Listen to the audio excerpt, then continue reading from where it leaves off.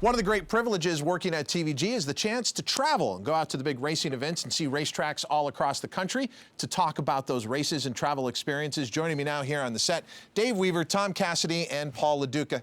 So Dave, does this happen a lot? You guys get mixed up? It does, as a matter of fact. When we travel, they'll come up to me and say, hey, Tom. Yeah, it's one thing to watch it on TV, but to see it up close, it's astonishing how much you guys look like each other. One day at Breeders' Crown last year at Mohegan Sun Pocono, somebody came up to me and said, hey, Dave, who'd you bring out with you? And I yelled back, Tom Cassidy. Oh, Tom, I'm sorry. Sorry, Tom. Dave, let's start with you, because you looked like you were having a lot of fun at the Preakness this year. Yeah, it was great to be able to go to a Triple Crown race and, California Chrome, who had at that point already won the Kentucky Derby. So much hype. Anytime you have a horse, it's going to go for that second leg of the Triple Crown.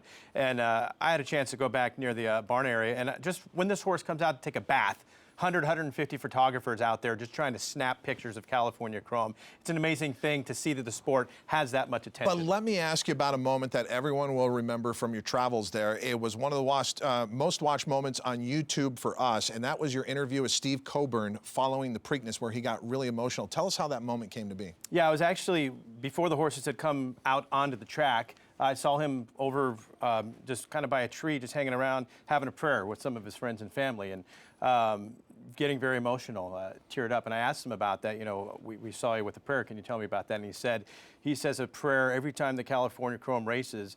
And his sister, who passed away, he believes that she's California Chrome's guardian angel, and she's looking down. And he just asks that, please keep everybody safe out on the track. And a very touching moment for him. Yeah, I thought that was really, truly one of the first glimpses of just how his personality is and the accessibility that the California Chrome Connections wanted to give to all the race fans out there. TC, we get to watch you every summer in your home state of New Jersey. You love covering Monmouth. And I have to say, the Haskell is one of the great racing events, period, in racing. And what I love about the Haskell, it maintains its quality year to year. You can look back the last 30 years and you'll find significant horses in that race. And we did again this year.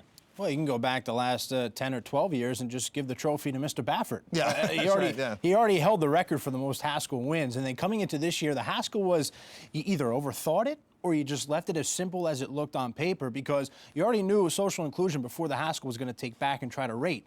So that was going to leave Byron with the lead all to himself, and that's ultimately what happened. So after the Haskell, we're all going, that was easy. We should have just had that. Byron going wire to wire. And you also take a look at the event itself. Yes. It just speaks so much about New Jersey and the great sports scene that it is. And you get the large crowd on hand. It's spectacular. You look back from the set by the finish line, by the winner's circle, and you just see people all the way through. The barbecue areas are packed. The picnic area is packed. Everybody just having a great time.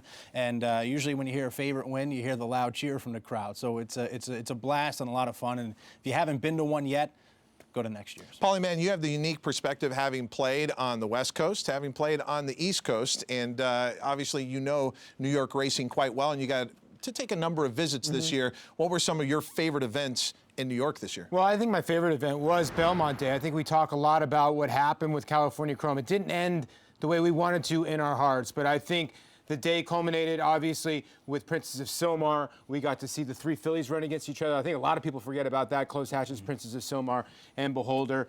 Palace Malice, I think a lot of people forget about him, how good he was, beating Golden Sense as well. Private Zone in the Vosburg, winning that race, but then coming back, I was able to go and watch him win the Cigar Mile. And, when California Chrome lost, it was a little bit surreal, but to see 50,000 people there in their purple and green, it's sort of, to us as being analysts and us being fans, sort of being like, horse racing is somewhat back. And this little horse from California sort of helped that a little bit. And I even think the New York people, who in the long run, the East Coasters, they weren't Zenyatta fans, they weren't Lava Man fans, all the West Coast horses, they started to fall in love with California Chrome. But for me, Private Zone, Alfredo Velasquez, somewhat a little bit to Art Sherman. An older trainer, doesn't have a ton of horses. The job he did with that horse, I give that guy a lot of credit. Quick question about your cigar mile coverage. What was with the hat? Was that your idea, or were you forced to wear that? What was that about? It was my hat. My grandfather used to wear one of those. Oh, he hats, did? so Okay. I tried to pull it off. Hopefully I did. You did a great job covering a lot of our East Coast events. In the world of standardbred racing, it was an outstanding year. As much as we had excitement in thoroughbred racing, we found it certainly in the signature event, the Hambletonian. The Hambletonian was an absolute blast, and it was an honor and a privilege to be on site, and thank you for letting me do that again. Hambo Day is so much fun because you get the best harness racing in the afternoon, which is not something you see very often. Usually it's the best harness racing is at night, but it's an afternoon at the Meadowlands with a packed crowd, and you see fast times, 148 and change, 49. You see the best harness racing has to offer in the afternoon, which is not something you get to see very often. And then, of course, this year, Father Patrick looked like an absolute cinch to many, and post 10 was going to be a big problem for him. It turned out leaving the starting gate was the problem for him. It made a race wide open and turned it into a Hambletonian where going to the quarter pole, we're going, all right, let's see what happens, because now it's anybody's race. Well, Jimmy Takter had the 3 big guns in there. Nuncio ended up losing to Trixton, but it was a big day for Takter and a big year for Ronnie Burke. How about this, Todd? You follow thoroughbred racing more than you follow harness racing. Todd Pletcher has the all-time earnings record for a trainer, $28.1 million. Nobody will probably ever break that again, you wouldn't think.